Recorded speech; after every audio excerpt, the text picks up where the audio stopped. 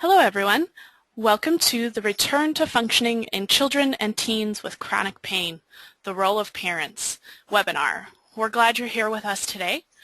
My name is Tanya Hyde and I'll be moderating the webinar today.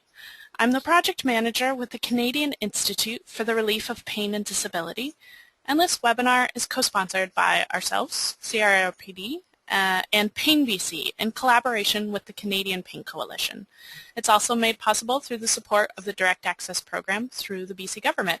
As I mentioned, my name is Tanya and I'm moderating the webinar today and handling the Q&A session. And our presenters today are Dr. Sue Bennett and Dr. Erin Moon. Dr. Bennett has worked as a team psychologist with the Complex Pain Service at BC Children's Hospital since 1991. She's a clinical investigator with the Child and Family Research Institute and an adjunct professor in psychology with UBC. She has published extensively in the field of pediatric chronic pain and its impact on children and family. Dr. Erin Moon has been on staff at BC Children's Hospital since 2012. She completed a postdoctoral fellowship focusing on research and clinical training in the assessment and management of pediatric pain. Dr. Moon has published a number of peer-reviewed articles and book chapters in the field of pediatric pain. And I will go ahead and hand it over to you, Erin and Sue. Thanks very much, Tanya, and thanks to all of the people logged into the webinar for being here today. So before we start, we just wanted to mention that the majority of our talk will be focused towards parents and caregivers of children and teens with chronic pain, but we also think that the discussion will be very relevant for clinicians who are working with this population as well. And just to remind you, as Tanya mentioned, we'll be responding to questions at the end of the presentation today. Okay, so in terms of objectives for today's webinar, what we'll do is introduce the ways in which chronic pain can impact the day-to-day lives of children and teenagers. We'll also provide some guidelines for parents to help their child or teen live a healthy life despite chronic pain, and these will be drawn both from our clinical experience as well as from the research literature on chronic pain in children and teens. And we'll also provide some key resources for parents and caregivers for further reading.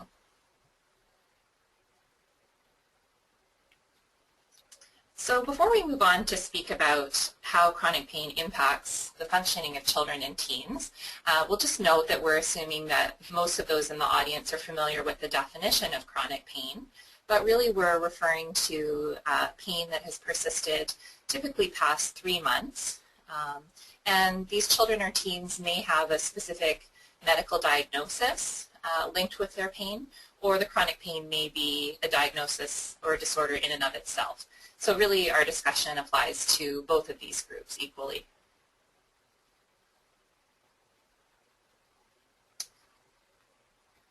Okay, so let's talk about functioning. This is a word that gets thrown around a lot in the research, but what does it really mean? So in terms of the dictionary definition of functioning, it's the action for which a person or thing is specifically fitted or used, or for which a thing exists. So when we're thinking about functioning for children and teens, what do we really mean?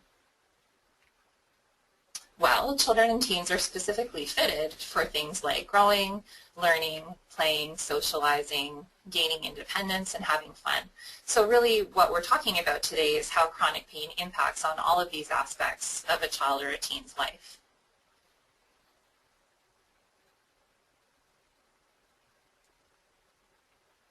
So functioning really includes all areas of the child or teen's life. This would include physical aspects of life, so things like nutrition, the child's sleep, and also relationships with family and friends.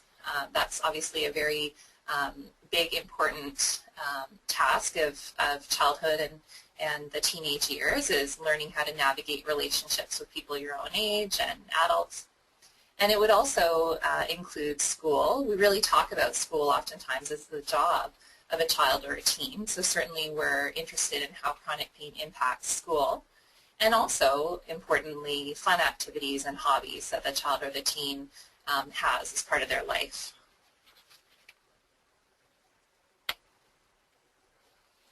So when we think about chronic pain's impact on functioning, we oftentimes refer to this analogy that sometimes what can happen is a little bit of a whirlpool can develop. So a cycle can oftentimes develop where as pain lasts longer and longer, the child or the teen's functioning goes down, so many areas of their life are impacted.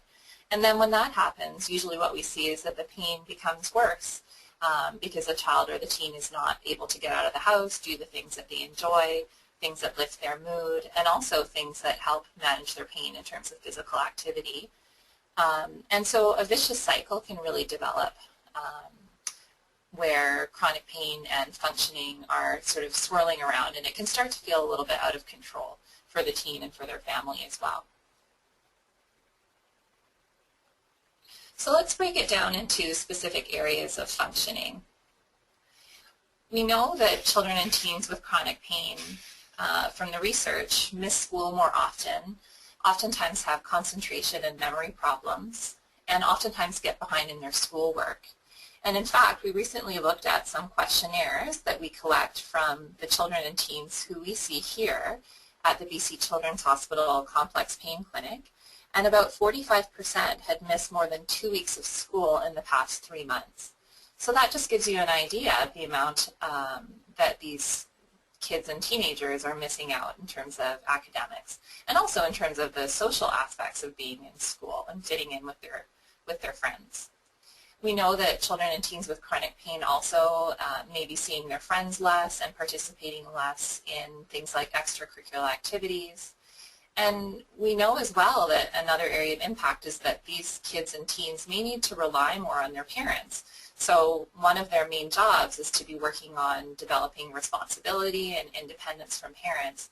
But with chronic pain in the mix, that can be really complicated. So the child or the teen may need to rely more on their parents, even for basic things like mobility, getting around, things like getting to and from and attending doctor's appointments, things like that. So it can really interfere with that process. And we also know that children and teens with chronic pain get less sleep, and the quality of sleep that they get is poorer. And they also tell us in the research that they have less energy. And again, we see this oftentimes in our complex pain clinic. So the same set of questionnaires that I mentioned, we found that about 77% of the teens that we see, and kids as well, reported that their sleep was disturbed by pain. So this is certainly a big issue. Thinking a little bit more about school, we oftentimes talk about this cycle where pain can lead to school being missed, the child or the teen gets further behind, that leads to stress and worry, and that oftentimes makes the pain worse. And so that makes it harder to get back to school. So around and around, sometimes this cycle can go.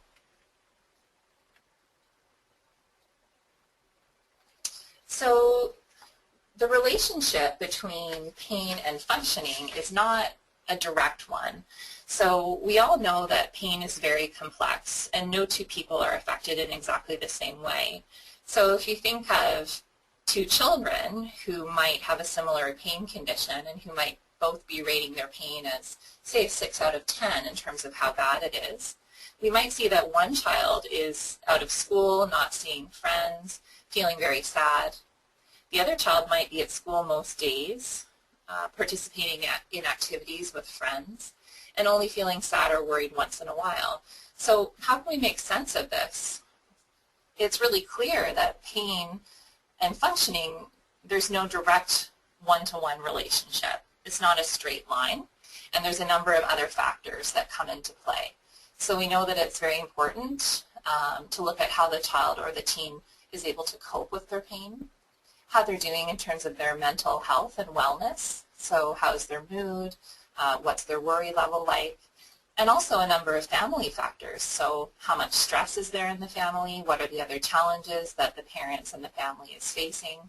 All of these things certainly impact a child or a teen's functioning when they have chronic pain.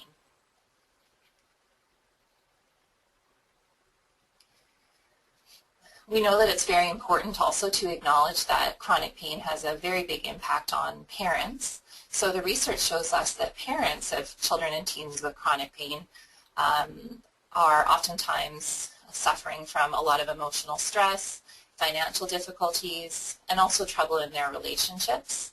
And a real sense of burden can occur. And from working with many parents here at Children's Hospital, they oftentimes talk about this real juggling act that they're trying to manage, sort of up on a high wire, managing their own needs, the needs of other family members, and the chronic pain condition. So unfortunately, we see that sometimes clinically significant levels of stress, anxiety, and depression can be experienced by some parents of children and teens with chronic pain. So what we'd like to do now is move into a bit more of an interactive portion of the webinar. And before we go into more detailed guidelines, what we'd like to do is to do an activity to get you thinking about how parents can best support children and teens with chronic pain. And really, this activity will be drawn from a variety of sources of expertise, both the parents and families we've met, our own clinical experience, and the research. So we hope you have fun with this, because we have a fun quiz for you, and don't worry, we will not be assigning any marks. They're going to be a series of 8 suggestions for parents that will come up on the screen. And for each one, you'll get a chance to indicate if you think, no, that's not a helpful thing for parents to do, or it depends, or yes, that is a helpful thing for parents who have a child or teen with chronic pain to do.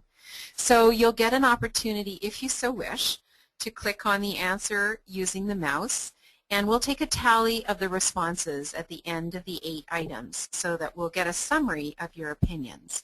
And don't worry, just go with your first impulse in answering and have some fun with it. And so Tanya's going to help us to go through each of those items one by one. All right. First up, we have giving your child/teen reassurance about pain.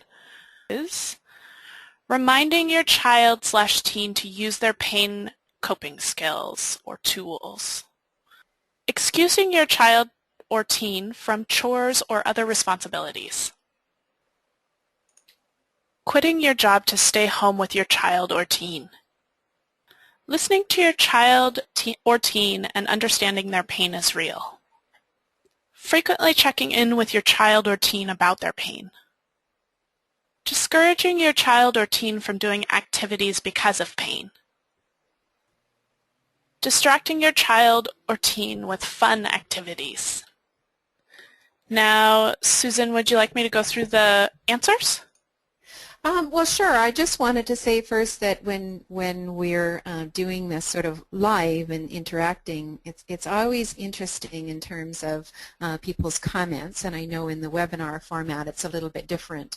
But if people do, as we go through the questions, have and after, we will be discussing each of these in a little bit more depth in terms of making some suggestions from our perspective and from the evidence as well.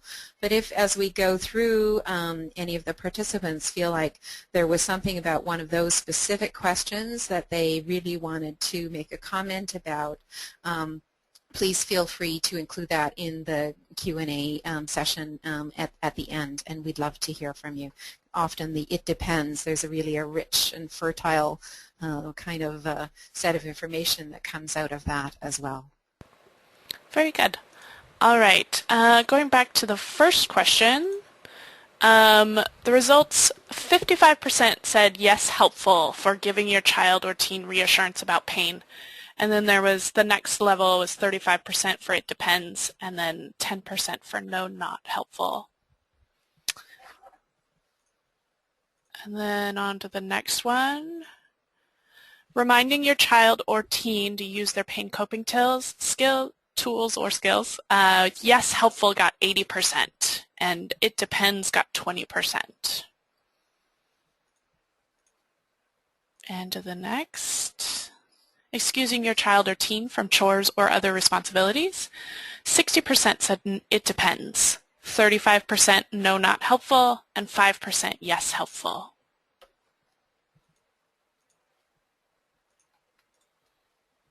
Quitting your job to stay home with your child or teen, majority was no, not helpful at 71%, and it depends at 29%. Listening to your child or teen and understanding their pain is real, 100%. Yes, that's helpful.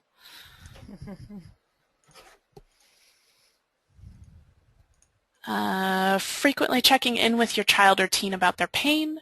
It's pretty even across the board, a little bit stronger on the it depends with 38%, but yes, helpful was 33 and no, not helpful was 29.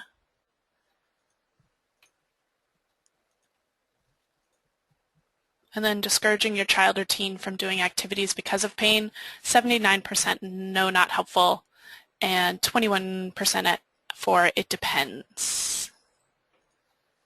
And then finally, distracting your child or teen with fun activities got a very strong yes with 82%, and it depends for just 18%. Terrific. Yeah, so as we commonly find when we do this interactively with people, there are a lot of it depends. It's interesting, isn't it? The 100% agreement is the listening and validating that the pain is real. And absolutely, I think that's the bottom line place that everyone needs to start from, be that young person, parent, teacher, professional, healthcare professional, everyone. So we hear you loud and clear on that and are in full agreement. And so some of the other items I think you'll find as we go through some of both our clinical experience and the research findings, we may touch on some of why there are some it depends factors in them all.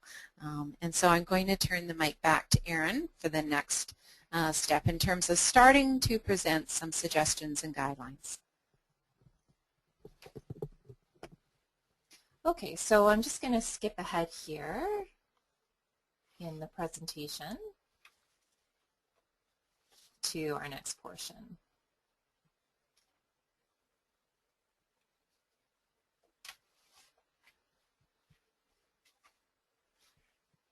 Okay, so now we'd like to move into some guidelines for parents on how to help your child or teen return to functioning. And it was really neat for us to see the quiz results because a lot of these guidelines will speak to some of those questions. And just as we saw with the quiz results, there really is no one-size-fits-all. It was interesting that we did get 100% on the listening and validating that pain is real. So that one, we're all certainly in agreement there. But we do hope that these guidelines will give you some food for thought and that some of them will apply for your family. And these are really the ones that we thought were key given our clinical work and the research. So first of all, it's really important to help your child or teen understand why they have pain. And oftentimes this isn't straightforward. So it's important to check your child or teen's understanding of their pain and to bring them to see clinicians who can help explain what's going on. Because especially if you're in the circumstance where there's no clear-cut diagnosis that your doctors can provide you, your child or teen is really going to need some help from you to understand what's going on and understand that chronic pain can sometimes be a disorder in and of itself. So letting your child or teen know, as we all agree, that you understand that their pain is real is really a starting point for our guidelines. And it was neat to see that that was a resounding yes, always helpful in the poll. And so learning about the mind-body connection we think is a really important part of this. So I'll talk a little bit more about that now. So if we think back to Descartes in the 1600s, the philosophy called Cartesian dualism is really where it was at. So the mind and the body, Descartes described, were completely separate. So the first schematic there that you can see of the person with their toe being burned in the fire, really what that's depicting is a mechanism whereby the fire displaces the skin and it a tiny thread is pulled, and then a chamber in the skull automatically opens, and that leads the foot to contract. So everything is completely automatic, and the body reaction is completely separate from the conscious mind. So really the main idea is that the body and the mind are completely distinct. Really, when we're looking at the current understanding of chronic pain, it's along the lines of the second schematic there. So the mind and the body are always connected, and there's always a relationship back and forth.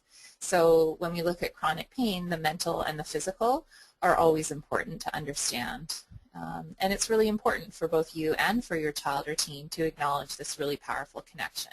So this is pretty much where I always start in my work with children and teens with chronic pain, helping them understand that you need your brain to feel pain, and without your brain, there is no pain. So, you know, there's sometimes that idea that the pain is in your head. Well, that's actually correct. But what that means is that what's going on in the brain is very important in terms of the pain experience. So it's important to look at things like worry, look at mood, look at thoughts about pain in order to find some clues about how we can better manage it. Okay, so the next guideline is for parents to take a rehabilitation approach to pain. So unfortunately, there might not be a quick fix or a magic bullet to help your child or teen with their pain, but it is very important to help them stay hopeful about recovery, even if a quick fix isn't possible. And really, even during the stage when you might be having a number of medical exams or tests or investigations, helping your child or teen focus on returning to as much of a normal life as they can is really critical. Sort of continuing the process of many, many medical appointments and tests can lead to some stress and feelings of helplessness. And so it's important to boost up feelings of hope and trying to get back to as much normal functioning as possible.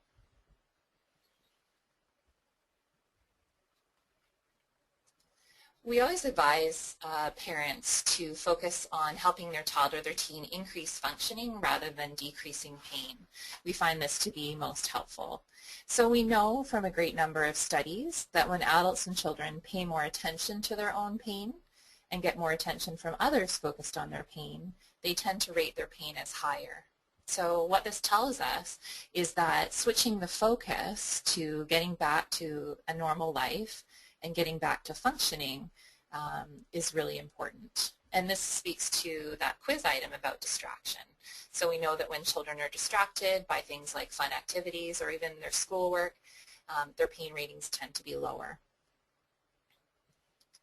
That being said, as you know, it is always important to acknowledge the child or the teen's pain, but to try to avoid the trap of frequently asking and checking in about it. Because really this can lead to a scenario where it feels like the pain can be taking over the entire family. One thing that we do sometimes recommend is that families can set aside a weekly pain review or pain chat. And so, you know, you can set a timer and spend a particular amount of time checking in and really delving into what's going on with the child or the teen's pain. And so whether this needs to happen weekly or maybe once a day, is just a way to help contain the discussion sometimes. And I'll just pass over to Dr. Bennett to talk a little bit more about school. So for adults with chronic pain, I think it's kind of widely and increasingly known and by society as a whole. There are huge costs for chronic pain, and the costs are personal and they're economic, and the biggest impact for adults on functioning is having to take time off work. For children and teens, as we've said, school is their job. And as Erin mentioned, there is a very clear link between chronic pain and missed school. Some of the young people that we see at Children's have actually completely stopped attending school, and this can be a big problem that can actually snowball into an even bigger health problem than the pain itself. And so it's not just a matter of falling behind academically, but also kids fall out of the loop of friendships and fun, and mood is affected. And we do see some situations where the kids seem to end up almost cornered into their homes, and that was not who they were before the onset of pain. So just thinking back to that whirlpool picture, that's sort of part of what we sometimes see. And in circumstances like that, we are often talking with the young people and saying, you know, you do need to get back to school despite pain. And this is when we get that look like, really? Are you crazy? How am I possibly going to do that? So obviously, return to school and any sort of change in activity or functioning needs to be done in steps. And to make those steps realistic and attainable, we need to start with something, we need to set up for success. So if we're talking about return to school, we'll often talk with teens and families about picking their favorite class or their easiest class, or maybe even just going for lunchtime if they're thinking about returning to school. And so really it's based on what their tolerance is, and their starting point is unique to them, and then stepping up or building upon that from there.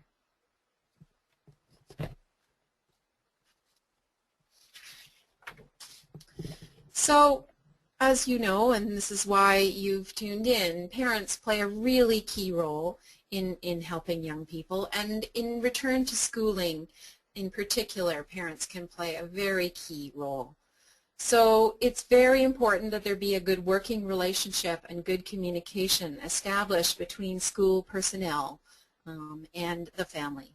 And so often this needs to include not just the teachers, but also the counselor and the principal.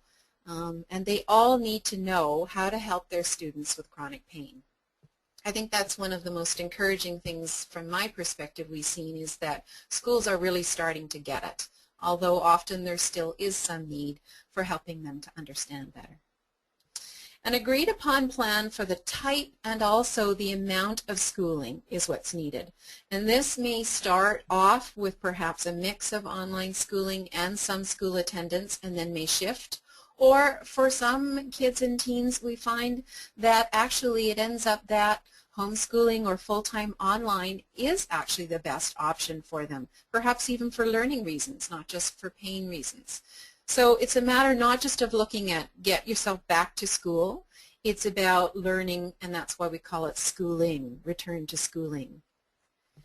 So over time, we found and worked with schools on a number of what they call adaptations or accommodations that can be very helpful for children and teens with chronic pain. So factors or considerations such as, in the older grades, being able to have a spare block, being able to have a place to go to rest midday or to use coping strategies, having extra time on exams to allow for concentration and decreased distraction. Sometimes also writing in a separate room for exams is helpful.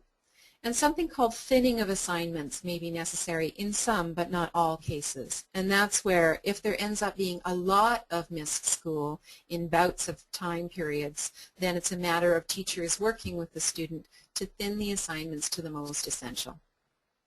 But once you find what works, the school-based team can put together what's called an IEP, or an individual education plan.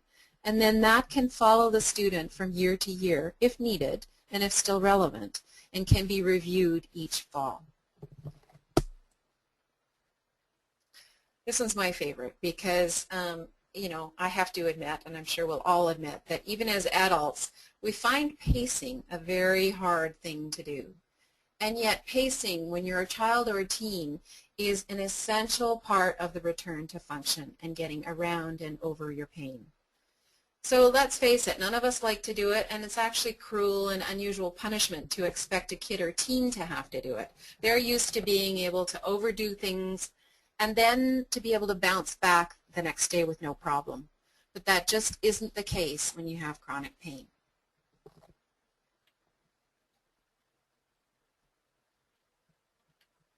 So we've been talking a bit about maintaining expectations for your child or teen. And I thought it was interesting in our survey, that was one of the things that you were sort of most split on, was expectations in particular areas. So for example, you know, chores or that kind of thing. And I imagine there's a lot of yes, it depends comments in that particular example. But we do know that maintaining normal expectations is a key aspect for making sure that chronic pain doesn't take over, because chronic pain can be sneaky. And if you don't realize, bit by bit, it erodes your normal child or teen life, and it can even change the whole family's way of interacting. And so normal expectations seem to sometimes fly out the window without even realizing it. We recently had a young adult who's a graduate from our pain program send us an article that he wrote on what he called chronic pain Stockholm syndrome, and it's absolutely profound and fascinating. And at the end of the webinar, we will be giving you the web link, our website for People in Pain Network, and this young man is now actually a group facilitator for teen support groups. And so what he talks about is that he warns against falling under the spell of your captor, and in this case chronic pain is the captor. Rather than fighting against it, you find yourself incorporating it into your life and into your identity of who you are, and you can almost forget that it's actually the thing that's holding you captive, and that it's your enemy and not your friend. And I certainly can't explain it as well as Ryan does. So I do encourage you to look that up and to be mindful about how pain can sneak into a young person's identity and to guard against that. So we keep coming back to setting firm expectations for your child or teen, as you would if they had not had the pain. And we do certainly hear and appreciate that it's very hard for parents sometimes to do this. And in fact, even encouraging a young person in pain to go back to school, parents will tell us it's like you have to put ice in your veins and know that it's the right thing to do. And you're not going to be popular probably in some circumstances. The form and type of support that a particular child or teen needs varies, and also it varies based on age and developmental stage, and also from situation to situation. So it's really crucial that as parents you sit down together with your young person and have a real straight-up conversation. Here's the things we as parents must do and will do. Here's what we can do. Here's what we can't do. And also we've had parents just really saying it's important to draw some lines as well. So there might be a certain timing of support that you're not able to give. So I can't listen and validate at 11:30 or 12 or 1 as well as I can earlier in the day. So just making that clear up front and communicating that with the young person can be really important. We've been running a treatment group for teens at BC Children's that we call Pain 101, and one of the most helpful sessions that we had in our first group that we ever ran, the teens asked if they could brainstorm and come up with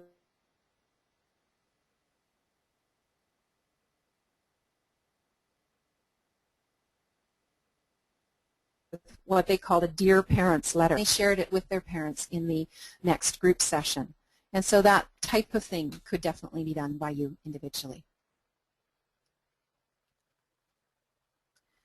There always does come a point, and typically it's in teen years, although sometimes it's even earlier, when parents really do need very intentionally to start weaning off their support and protectiveness and letting their child set their own goals and make their own mistakes.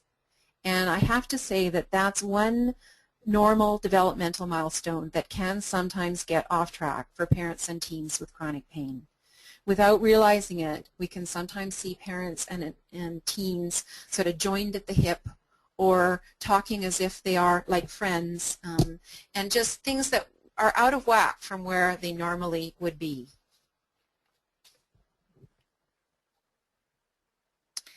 I have to say that probably hearing the word coping is a thing that people hate the most, and understandably so. I mean, nobody, first of all, wants to have chronic pain, and then when they realize they do have chronic pain, no one wants to be told they have to cope with it. Who wouldn't prefer that it just went away? However, as we all realistically know, coping and having strategies and tools in your toolkit are really paramount to being able to function well and to be healthy and well despite chronic pain. And so we've been over time using more and more the words toolkit, and we're just delighted to know that recently on the People in Pain Network website there is a toolkit now not only for adults but for youth, with a whole range of tried and true ideas and strategies. And so you, without realizing it, probably you and your youth already do have some coping strategies or tools in your toolkit. But it's a matter of making them more clear and more specific and agreeing upon them and knowing what it is that the young person wants to do. What they might choose might be very different than what you as a parent or adult choose as a way of managing pain or even just life stress in general. It can be simple. It can be from like heating up a heat pack or distraction, or it can be more complicated. It can be about goal setting or pacing activities, or one of the key things that we won't have a whole lot of time to talk about today, but is really important, and that is what's called sleep hygiene. So strategies that help a person get a good night's sleep and that decrease waking up and that just make the bedroom a place that's all about sleep and not other activities. And so that would be included as a toolkit strategy. And as well, we tend to work with young people on some mind and body strategies like muscle relaxation or meditation or imagery or self-hypnosis. I have to say that deep breathing, as helpful as it is often also something that the kids and teens are saying, please just don't tell me just to breathe because that doesn't work. But surprisingly, as one of the tools in the toolkit, it really can be helpful and is important. And as we were just reviewing the webinar before presenting it to you today, I had a little laugh to myself because I realized that we actually left self-support for parents to the end, and we maybe should even have put it first. And isn't that interesting? Because so often we hear from the parents that we work with, I just don't have time for myself. It's all about my kids right now. And so making yourself number one and making sure you have a support network and people that are there for you is really crucial. And in fact, just going back to that Dear Parents letter that I told you about, number one on their list was please, we encourage parents, please take care of your own health and happiness and let us know what you're doing that's working for you. Because they express a lot of guilt about being a burden to parents and possibly even causing family or marital problems. And so knowing that you have your own support team, that you're human, you have your own challenges, and that you are dealing with them is a really important piece of the whole puzzle for helping a young person with chronic pain.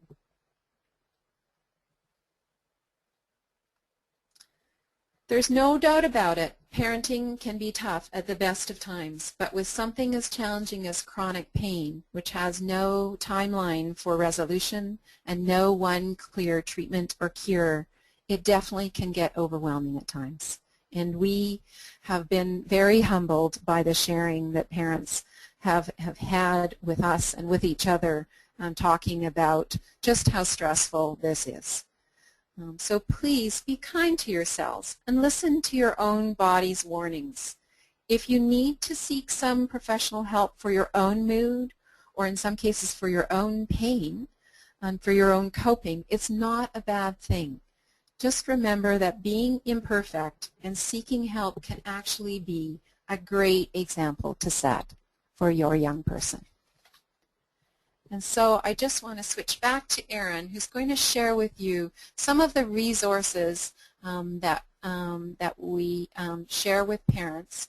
And don't worry if you can't write them all down or hear them all now, because as Tanya let you know, this webinar will be archived both on the CIRPD network web and also on the Pain BC site. Hi again. So in terms of resources for parents that we would recommend, certainly these are the top of our list. So Pain BC is a great resource for families who are coping with chronic pain. And the People in Pain Network, Dr. Bennett did refer to that a couple of times. One of the things that you can find there is a toolkit, both for adults and for young people with chronic pain, as well as a link to find the young person, sort of the alumni of BC Children's Hospital Pain Service, talking a little bit about his analogy of the chronic pain Stockholm Syndrome. So we both really would encourage you to check that out. Kelty Mental Health is another great resource for families, and really is a wealth of information about how to find support for things like stress, worry, low mood. There's also a number of links for things like relaxation strategies that you might want to add to the toolkit, some mindfulness scripts that you can download. So it really does provide a lot of really rich information for families. And About Kids Health is another website that we oftentimes recommend. This can be really helpful just for finding some basic health information. Maybe you're needing some ideas as a family for how your teen could explain their condition to other people their age, that type of thing. So that website can really help with things like that. We also wanted to point out a DVD that was created here by the Complex Pain team at BC Children's Hospital called Complex Pain, What to Do When Pain Won't Go Away. That includes, that features a number of teens with chronic pain, and they talk about their journey and what was most helpful for them in getting back to functioning.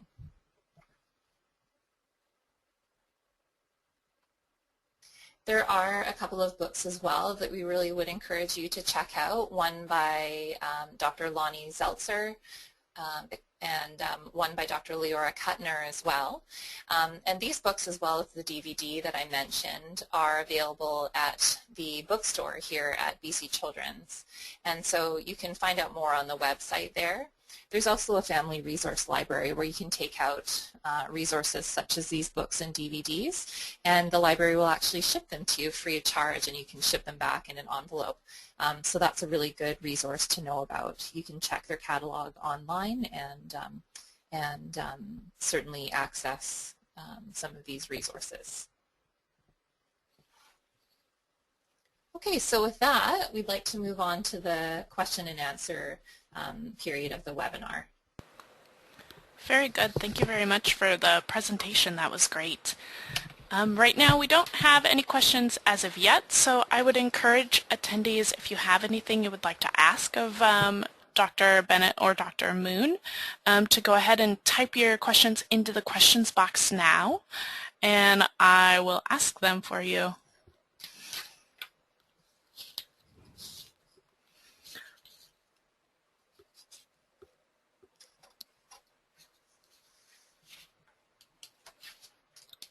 In the meantime, I did have a question.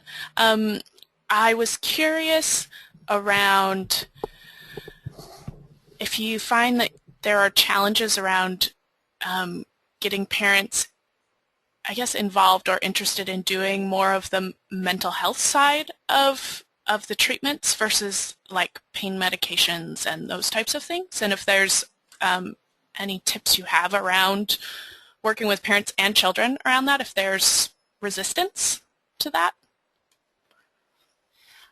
Yeah, that's a great question. So yes, certainly there can be some resistance, because oftentimes people are at the phase where they want to continue, turning over every stone to see if there might be, either a diagnosis or a medication or a medical intervention that may help. And it is a really difficult transition for many families to move into more of a rehabilitation approach, and also approach that includes mind and body strategies.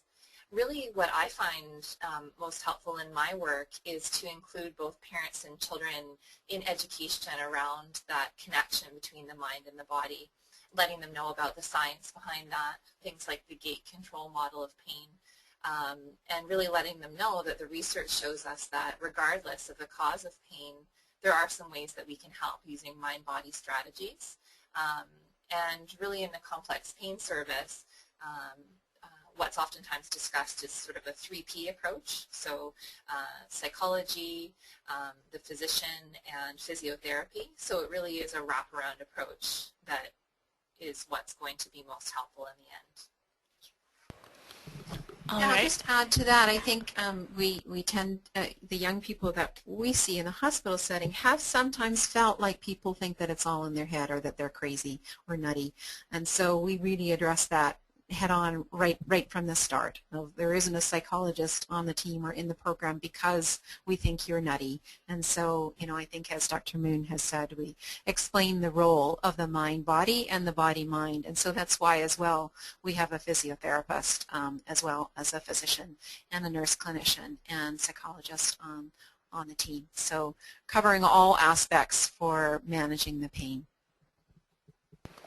Very good. And then we have a question about how to balance awareness of pain during activities to prevent doing too much and having a flare-up. That's a really good one. And I think that that's where both the physio and the psychologist sort of have different perspectives or complementary perspectives. And so it's one of those it depends categories because depending on whether the young person sort of is in the phase where they really need to see the consequences of overdoing it, it might be that they need to have a bit of leeway to overdo it and then see that, you know, that rest of that day or week is wrecked as a result of it. You know, I think it takes several kicks at the can to get to the point where a young person can say, oh, okay, I get it. I do have to listen to my body sooner and stop sooner. And what seems to prevent that is having a proactive plan. So when we talk about pacing, it's about finding what your tolerance is currently. What can you currently do without sending your pain through the roof, and then doing only that at first, and then just very gradually bumping it up. Of course, as I say, recognizing that, you know, in the life of a young person or a teen, there's going to be times they're going to want to just, you know, blow it out the window and go to the mall or, you know, go to the concert and know that they'll suffer the consequences. But the wording of the question was, I think, also about attention to pain, and you're absolutely right, the person asking it, that there is such a balance between knowing when do I tune into pain and when do I distract. And sometimes, although we seem like we're a bit paradoxical in our advice, although we're saying that distraction is the key thing that works, it is also a matter of having to check in with your body sometimes and listen to what it's saying before it's shouting at you. Does that answer the question this person posed? I will let you know if they respond. In the meantime, there is another question. A woman, oh sorry, there is someone, the person that asked that question said, I like this as I don't want to nag them to pay too much focus on the pain, and the depends is one of those times. So yeah, I think that was helpful in answering the question. And then another question, or it might be a comment. Let me see. My daughter found MBSR started at BCCH actually, very useful, plus regular physio and working with a psychologist. But her daughter still wonders if there are any medications that are useful for chronic myofascial pain, which is her main struggle now, is getting comfortable sleep.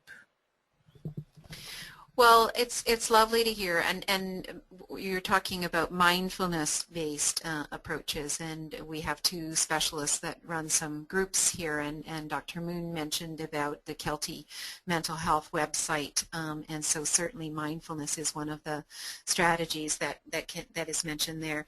Obviously, as a psychologist, and both of us are psychologists, we're not really the ones equipped to be addressing the questions of medication, and certainly not related to a specific syndrome. But what I can say is that the physician who is the case manager for any young person would be presumably taking a look at the balance of medication, whether it's needed for help with sleep, or whether it's needed for help with pain to be able to sort of help do the things that you need to do in a day. Many of the young people that we see at Children's have already been there, done that, and tried many, many medications, so we're in a little bit of a different situation where often they're coming to us and saying, please, I don't want any more meds, I want these other things. So I would suggest that if the family physician or if there isn't a pediatrician involved, if they haven't got enough information, that they could be referring this young person perhaps to the complex pain service if that was necessary, or perhaps consulting with the physicians for the complex pain service if they just have a very specific question about medication. So that, does that address this person's question? I will let you know if they respond. And outside of that, I don't have any other questions that people have submitted. So I think we will go ahead and end the presentation. Thank you very much, Sue and Erin, both, for your presentation. I think it was very informative and helpful. You're very welcome. It's been a pleasure. Thank you.